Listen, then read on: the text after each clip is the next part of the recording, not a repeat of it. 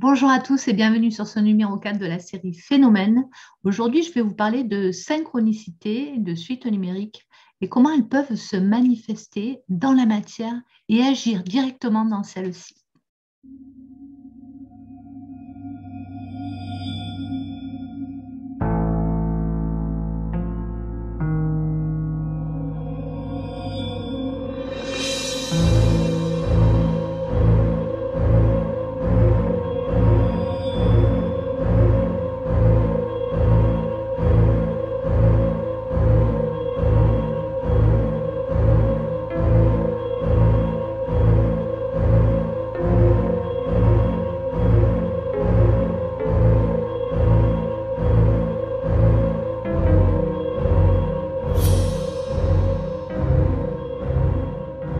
Alors voilà, c'était un jour du mois de mars, il y a quelques années, alors que je partais travailler le matin.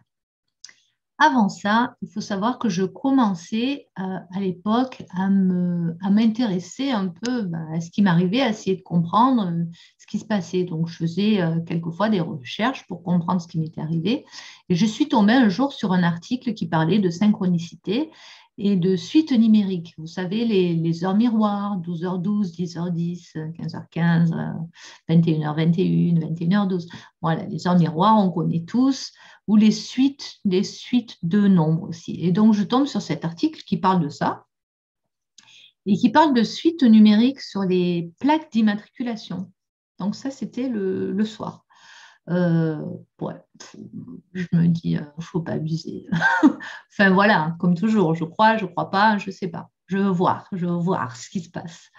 Donc, dans tact, je vois ça, j'en prends pas nécessairement, j'en fais pas une vérité comme pour tout. Et puis, je pars travailler le lendemain matin. Et j'emprunte une voie rapide pour aller travailler. Et puis, je suivais un poids lourd. Donc, je suivais ce poids lourd et tout d'un coup, j'ai repensé à cette histoire de plaque d'immatriculation. Alors, je me suis amusée. J'ai regardé sa plaque d'immatriculation. 9, 9. Deux fois le même chiffre. Ah, je dis, bah, ça c'est marrant. Alors, c'est ce qui était raconté dans ce que j'avais lu la veille. Enfin, en gros, ça parlait de deux chiffres qui se suivent sur les plaques. OK, je le double. C'était un poids lourd, il ne roulait pas vite. Donc, je le double sur la voie rapide. Et puis, je continue mon chemin. Et 5, 5. La voiture devant moi. 5, 5. OK.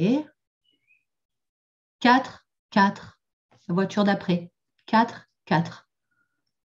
Alors là, je commence, il y a quelque chose qui bascule en moi et je commence à vraiment à focuser.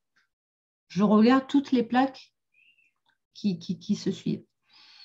Et toutes les plaques qui se suivent, alors après, je quitte la voie rapide, j'emprunte un petit chemin, une petite route assez longue pour arriver à destination. Et donc, toutes les voitures qu'on suivi, donc après 5, 5, 4, 4, 3, 3, 2, 2, les mêmes, en suivant, il n'y avait pas de voiture entre. 2, 2. Alors là, je commençais à être vraiment. Je sentais un truc qui montait en moi. J'en ai des frissons rien que de le raconter. C'était vraiment spécial. Je me sentais comme embrumée, quoi. Et je me sentais vraiment comme ailleurs. 2, 2, 1, 1.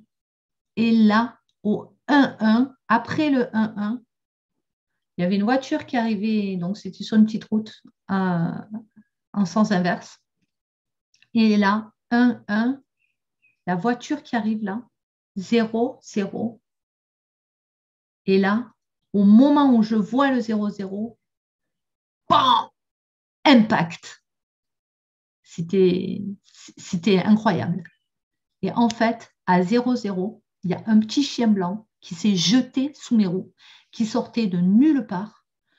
Et moi, c'était dingue ce truc. Et moi, j'étais tellement focusée sur les plaques que j'étais comme préparée à ce qu'il se passe quelque chose. Parce que 9, bon, 8, 7, 6, il n'y avait pas eu. 5, 4, 3, 2, 1, 0, c'était vraiment un compte à rebours, quoi, clairement. Et à 0, pim, le chien blanc. sous mes roues. Mais vraiment, je le vois se jeter, il vient de la droite, il se jette sous mes roues. Comme j'étais attentive, même ultra attentive, puisqu'il y avait ce compte à rebours que j'avais bien intégré, j'ai pilé. Je descends de la voiture et j'étais dans un calme absolu, alors que quand on a un accident ou en tout cas un incident sur la route, on a toujours les jambes en coton. Enfin, moi, ça m'est déjà arrivé plusieurs fois d'avoir des petits accrochages. On a les jambes en coton, on devient pâle, on n'est pas bien. Non, là, j'étais super calme. Je descends de la voiture et la voiture là, qui arrivait en face, c'était une dame, elle descend complètement affolée. Ah, le chien, vous avez écrasé le chien. Et je descends, pas de chien, pas de chien. Et au loin, je vois ce chien blanc, mais déjà qui était bien loin, avec un autre chien un peu plus gros, marron, qui part en courant. Donc, je ne l'avais pas écrasé. Ce qui était... Et donc, je dis à la dame, non, non, pas du tout, je n'ai pas écrasé le chien. J'étais comme persuadée que je ne l'avais pas écrasé, sauf que j'aurais dû l'écraser. C'est vraiment jeté sous mes roues. Alors, est-ce qu'il est passé par en dessous? Je ne sais pas. Donc, c'était super étonnant. Et puis, bien sûr, j'y ai repensé après. Donc, la dame, elle était en panique, alors que moi, pas du tout, alors que c'est moi qui avais vécu l'impact, parce que c'était vraiment ça, quoi. 5, 4, 3, 2, 1, impact. Ça m'a vraiment fait penser à ça. Et c'est ce qui s'est produit. Moi, non, j'étais vraiment calme, certaine que tout allait aller, en fait. Et tout allait, ma voiture n'était pas cabossée, rien du tout. Alors, je me suis dit, est-ce que j'ai été avertie que à telle heure, d'ailleurs j'aurais pu regarder l'heure, hein, j'y ai pas pensé, à telle heure précise, un chien allait traverser à l'endroit où j'allais arriver, au moment où j'allais arriver, et que j'ai été avertie pour être hyper attentive et ne pas pouvoir agir, c'est-à-dire piler, freiner pour pas l'écraser. Est-ce que si j'avais pas été avertie, j'aurais eu un gros impact avec ce chien? Ou est-ce que si on le prend à l'inverse, c'était une preuve pour me montrer que oui, que les suites numériques, les heures miroirs, etc., ça avait du sens.